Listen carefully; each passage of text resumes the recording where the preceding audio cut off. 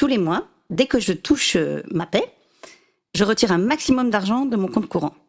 Et tout le long du mois, je paie autant que possible en espèces. En fait, je règle tout en espèces. À part quelques prélèvements automatiques. En bref, je boycotte ma carte bleue. Pourquoi je fais ça ? Il y a 3 millions de gens qui sont dans la rue avec leur machin. Ces 3 millions de gens, ils vont à la banque, ils retirent leur argent et les banques s'écroulent. Si la majorité des Français décidaient aujourd'hui de retirer leur argent des banques, sur le principe, le système bancaire sauterait, puisque les banques, elles reprêtent l'argent qu'on a déposé chez elles, aux particuliers, aux entreprises ou à d'autres institutions financières. Et si les banques sautaient, le système économique sauterait. Aujourd'hui, 26 milliardaires détiennent la moitié de l'argent sur Terre. Et la fortune des plus riches ne cesse d'augmenter, au détriment des plus pauvres. Comment le fruit de notre travail se retrouve dans la poche des magnats de la finance ?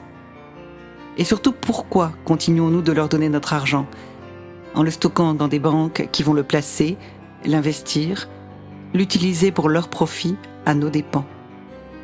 Plus nous retirons d'argent des banques, moins les financiers ont de pouvoir. En nous attaquant au nerf de la guerre, nous nous rebellons sans violence. Retirer notre argent à très grande échelle pourrait remettre en question tout le système économique que nous subissons.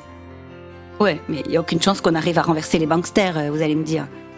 Peut-être. Mais si on est assez nombreux, et surtout si on s'y tient, sur le long terme, ça aura un impact. C'est pour ça qu'il faut que tout le monde partage cette vidéo et s'engage au moins à essayer. De toute façon, il y a plein d'autres raisons de boycotter la carte bleue. Pour réaliser leur Great Reset, ils ont pondu la grande idée mortifère de la théorie monétaire moderne. La monnaie devient un outil de contrôle des populations. L'idée fondamentale de cette TMM est que l'État peut utiliser le pouvoir monétaire non pas pour mettre à disposition un outil d'échange économique au secteur privé, mais bel et bien pour accomplir une vision politique. La monnaie est considérée comme un monopole de l'État qui a la liberté de contraindre tout le monde à l'utiliser. C'est bien le mot « contraindre » qu'il faut retenir. La digitalisation de la société s'accélère et avec elle, la surveillance de masse.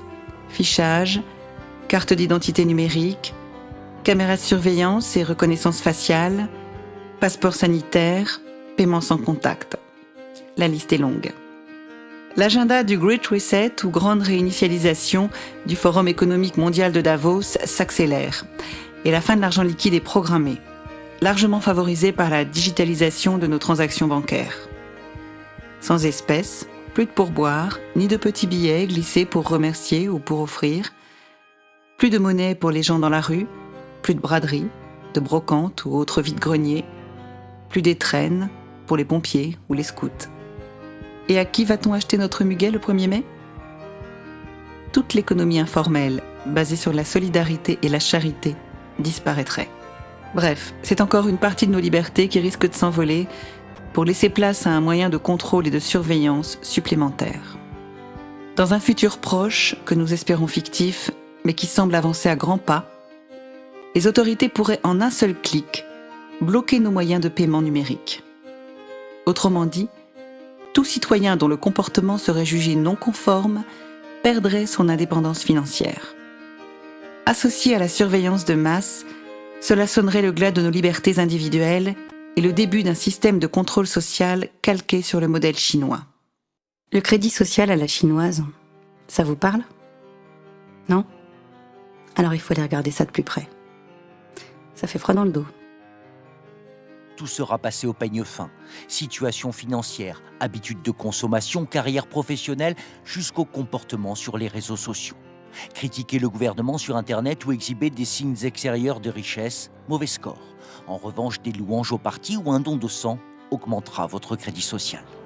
Un journaliste, Liu Ru, il se serait approché d'un peu trop près des affaires de corruption de hauts responsables du parti. Condamné par un tribunal pour diffamation, c'est pour cela, selon lui, que son nom s'est retrouvé sur la liste noire. Du jour au lendemain, il est jugé indigne de confiance et donc puni.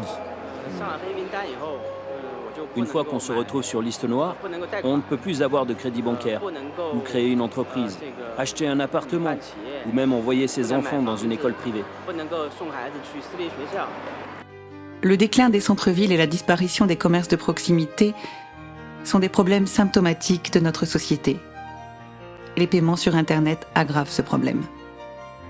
Le paiement en espèces et le boycott de la carte bleue nous amènent naturellement à nous tourner davantage vers les commerces locaux qui en ont bien besoin en ces temps perturbés. Cela a pour effet de relancer l'économie locale et d'enrayer l'enrichissement de géants du net comme Amazon, dont la puissance aujourd'hui est parfaitement indécente. Cela entraînerait également moins de mondialisation, moins de colis envoyés à l'autre bout de la Terre, moins de pollution. Et c'est pas tout. Depuis que je paie en espèces, je reprends contact avec la valeur réelle de l'argent. Quand je vois très concrètement mon porte-monnaie se vider. Je dépense plus sans compter, comme on dit. Mais je réapprends à gérer mon budget. Les paiements numériques, c'est abstrait. Quand on paie en espèces, on peut voir concrètement le montant qu'on dépense. La carte bleue vous dépossède de la valeur de l'argent. Ça entraîne toutes les dérives consuméristes. C'est pour toutes ces raisons que je laisse ma carte bleue chez moi. Et que j'encourage tous mes amis à faire la même chose. Et le plus beau dans tout ça, c'est que si vous payez en espèces, la personne à qui vous avez donné de l'argent va devoir utiliser cet argent liquide à son tour. C'est un système vertueux. Alors tous ensemble, boycottons la carte bleue. Ne tombons pas dans le piège des paiements numériques qui est en train de se refermer sur nous. Et tous ensemble, retirons l'argent de nos comptes courants. Et tous ensemble, faisons tourner cet argent dans les commerces de proximité. Et tous ensemble, reprenons notre pouvoir et arrêtons de financer ce système qui nous oppresse.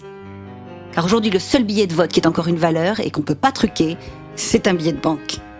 Nous sommes 99,9%. Ils sont 0,1%. Si on agit en masse, on les renverse. Le système est plus fragile qu'il n'en a l'air.